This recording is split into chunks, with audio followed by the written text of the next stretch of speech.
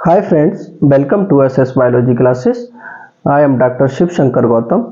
सबसे पहले तो सभी सब्सक्राइबर्स को बहुत बहुत धन्यवाद। आज हमारा सेंचुरी पूरा हो गया है और इतने कम समय के में अच्छी सपोर्ट के लिए आप लोगों का शुक्रिया। आगे मैं जहाँ तक मैं सोचता हूँ कि हम लोग जिस भी फील्ड में काम करते हैं तो हमें कुछ न कुछ रोल अपना प्ले करना चाहिए सोसाइटी के लिए, समाज के लिए। तो मैं यही भावना से, इसी विचारों से आपके लिए ये चैनल स्टार्ट किया हूँ। तो आगे आप लोगों का सपोर्ट रहेगा तो कुछ न कुछ बेटरमेंट होता रहेगा। और आप लोगों से एक रिक्वेस्ट है कि जो भी लोग वीडियो देखते हैं तो उसमें जो भी कमियां या जो भी बेटरमेंट हो सकता है तो उसके लिए अपना सजेशन देते रहें। अब आते हैं अपने टॉपिक पर, ठीक है। इससे पिछली क्लास में हमने एंडोमेम्ब्रेन सिस्टम जो है पूरा किया था। तो आज हम स्टार्ट कर रहे हैं माइटोकॉन्ड्रिया। तो सबसे पहले देखते हैं कि माइटोकॉन्ड्रिया की जो डिस्कवरी है की थी उसने कोलिकर ने। इन्होंने जो इंसेक्ट की स्ट्राइटेड मसल्स के अंदर सबसे पहले माइटोकॉन्ड्रिया को देखा। माइटोकॉन्ड्रिया को हम और भी नामों से जानते हैं, जैसे कह सकते हैं कॉन्ड्रियोसोम और सार्कोसोमा, ठीक है ना। अब देखते हैं कि ये टर्म माइटोकॉन्ड्रिया दिया था सी बेंडा ने, है ना। और इसको बायोब्लास्ट भी कहते हैं और ये नाम दिया था अल्टमान ने, ठीक है। अच्छा, ये क्योंकि माइटोकॉन्ड्रिया जो है एनर्जी के प्रोड्यूस करने के लिए, सिंथेसिस के लिए एटीपी के रूप में एनर्जी सिंथेसिस करता है।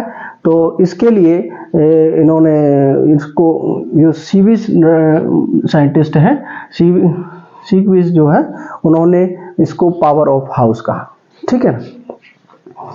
इसकी शेप को देखते हैं तो शेप कई तरह की शेप हो सकती है इनकी, जैसे सिलिंड्रिकल भी है और सॉसेज शेप। और कुछ एनिमल्स में, कुछ ऑर्गेनिजम्स में ये स्पेरिकल भी पाए जाते हैं, जैसे ईस्ट के अंदर, ठीक है ना। अब देखते हैं इनके जो नंबर किस सेल में डिफरेंट नंबर होते हैं सेल्स के अंदर, क्योंकि जहाँ पे एनर्जी की ज़्यादा ज़रूरत है तो उस सेल में इनकी संख्या ज़्यादा मिलती है। जैसे स्पर्म में देखो, स्पर्म में इनकी संख्या 25 है। और चाउस एक जाइंट अमीबा होता है कि उसके अंदर 50,000 तक इनकी नंबर मिलता है ना।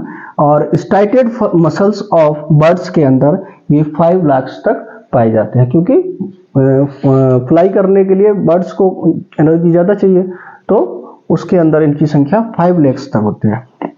अच्छा, ये जो है सेमी ऑटोनोमस होता है। सेमी ऑटोनोमस 2 ऑर्गन होते हैं सेल के अंदर, एक तो माइटोकॉन्ड्रिया हुआ, एक क्लोरोप्लास्ट हो गया। तो सेमी ऑटोनोमस का मतलब क्या है कि सेमी ऑटोनोमस का मतलब ये है कि इनके पास अपना खुद का जेनेटिक मटेरियल पाया जाता है और इनके अंदर राइबोसोम भी मिलते हैं। तो 70S टाइप के राइबोसोम मिलते हैं, तो यानी खुद अपना प्रोटीन की सिंथेसिस ये करते हैं। ये लगभग 10 अमीनो एसिड का सिंथेसिस खुद कर सकते हैं, ठीक है ना।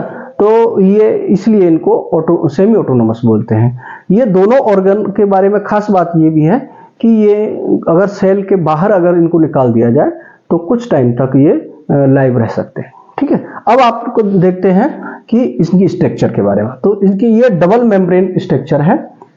तो बाहर की ये आउटर मेम्ब्रेन है, इनर मेम्ब्रेन क्या इसकी फोल्ड हो जाती है और फोल्ड होकर के फिंगर लाइक स्ट्रक्चर्स बनाती है और उनको हम कहते हैं किस्टी।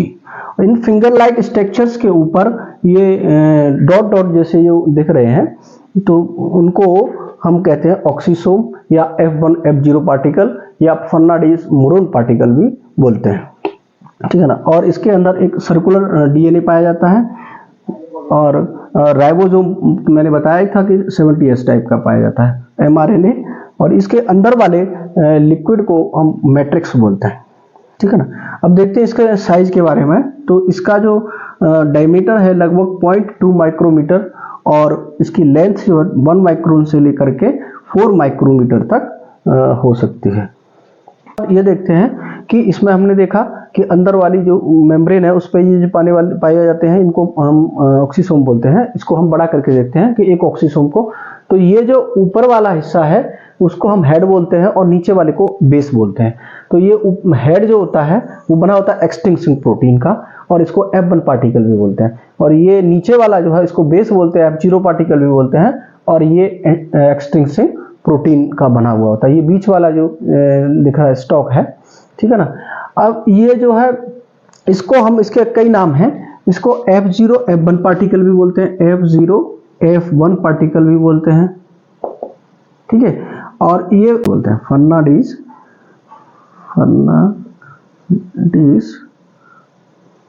मोरून पार्टिकल भी बोलते हैं, मोरून, और नेक्स्ट ऑक्सीसोम भी बोलते हैं, ऑक्सीसोम। इतने नाम है। अब हमने देखा कि इस मेम्ब्रेन को एक छोटा सा पीस लिया और उसको देखिए, ये आउटर मेम्ब्रेन है, ये इनर मेम्ब्रेन है जो फोल्ड हुई है, और इसके बाहर क्या लगे हुए, ऑक्सीसोम लगे हुए हैं। अंदर वाले स्पेस को इंट्रा क्रिस्टलाइन स्पेस बोलते हैं। ये क्रिस्टी है और ये बाहर क्या है, बाहर क्या है, मैट्रिक्स, ठीक है। देखते हैं कि जो माइटोकॉन्ड्रिया के अंदर क्या होता है कि एनारोबिक रेस्पिरेशन की साइट है। तो जो क्रेब्स साइकिल है वो चलती है माइटोकॉन्ड्रिया। ये क्वेश्चन आता है कि क्रेब्स साइकिल कहाँ पाई जाती है, कहाँ चलती है, तो वो चलती है माइटोकॉन्ड्रिया के अंदर, ठीक है ना। इसके अंदर क्या होता है, प्रोटीन और लिपिड का सिंथेसिस। पहले ही मैंने बताया था, इसके पास अपना खुद का जेनेटिक मटेरियल होता है और राइबोसोम वगैरह होते हैं। तो इस वजह से ये खुद का मशीनरी होता है इसके पास, तो ये प्रोटीन और लिपिड का सिंथेसिस करता है। इसके बाद देखते हैं प्लांट्स के अंदर हम क्रिस्टी को ट्यूबुलाई बोलते हैं, जो कि एक प्लेट लाइक स्ट्रक्चर होती है, ठीक है। एंजाइम्स जो होते हैं क्रेब्स साइकिल के, जो सारे एंजाइम्स हैं वो लगभग सारे एंजाइम मिलते हैं मैट्रिक्स के अंदर। केवल एक जो है सक्सिनेट डिहाइड्रोजिनेज है जो कि इनर मेम्ब्रेन पे पाया जाता है। इसको पूछ लेता है, स्टार मार्क कर देता हूँ, इसको पूछ लेता है सक्सिनेट डिहाइड्रोजिनेज कहाँ मिलता है, इनर मेम्ब्रेन पे मिलता है, ठीक है। तो अब इसका देखते हैं कि दोनों मेम्ब्रेन का क्या कंपोजिशन होता है। तो आउटर मेम्ब्रेन में 60% प्रोटीन और 40% लिपिड मिलता है, जबकि इनर मेम्ब्रेन में 80% प्रोटीन और 20% लिपिड मिलता है। इसमें प्रोटीन का कंटेंट ज्यादा होता है, क्योंकि मैंने बताया था कि जो ऑक्सीसोम हमने देखा वो इनर मेम्ब्रेन पर मिलता है, और उसमें प्रोटीन जो हेड और जो बेस था वो दोनों क्या है, हेड बनता है एक्सटिंक्शन प्रोटीन से और बेस बनता है इंट्रिंसिक प्रोटीन से, तो इसलिए इसमें कंटेंट इसका ज्यादा हो जाता है। कार्डियोलिपिन जो होता है एक लिपिड है और वो मिलती है इनर मेम्ब्रेन में, ठीक है। और इसके पास ये आपको लोग पता ही होगा कि इसमें क्या सर्कुलर डीएनए मिलता है। सर्कुलर डीएनए में खास बात ये है कि इसमें ग्वानिन और साइटोसिन का रिच होता है ना। ग्वानिन और साइटोसिन का जो कंटेंट होता है वो ज्यादा होता है। इसके बाद एक ये छूट गया था कि लिवर सेल के अंदर 1000 से और 2000 माइटोकॉन्ड्रिया मिलते हैं, ठीक है।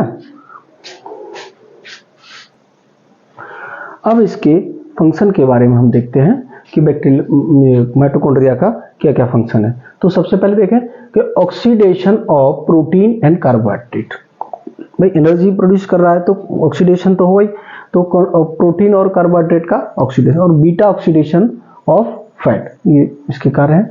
और प्रोडक्शन ऑफ एटीपी, ये तो मेन कार्य है ना, कि प्रोडक्शन ऑफ एटीपी। इसके बाद देखते हैं ईटीएस जो होता है इलेक्ट्रॉन ट्रांसपोर्ट सिस्टम, वो मिलता है इनर मेम्ब्रेन ऑफ माइटोकॉन्ड्रिया, ठीक है ना। जो ईटीएस मिलता है कहाँ, कोई क्वेश्चन भी पूछ लेता है, ईटीएस कहाँ मिलता है, इनर माइटोकॉन्ड्रियल मेम्ब्रेन पे, ठीक है। और जो माइटोकॉन्ड्रिया जो डिवाइड करता है तो ये करता है सिंपल बाइनरी फिशन के द्वारा, ठीक है ना। और इसकी जो मेम्ब्रेन है वो रिजेंबल करती है बैक्टीरिया की सेल मेम्ब्रेन से, ठीक है। ये तो हो गया अब माइटोकॉन्ड्रिया के बारे में सॉरी इंफॉर्मेशन। और कुछ बचा हो तो बाकी क्वेश्चन जब सॉल्व करेंगे तो उसमें दिखाई देगा, ठीक है।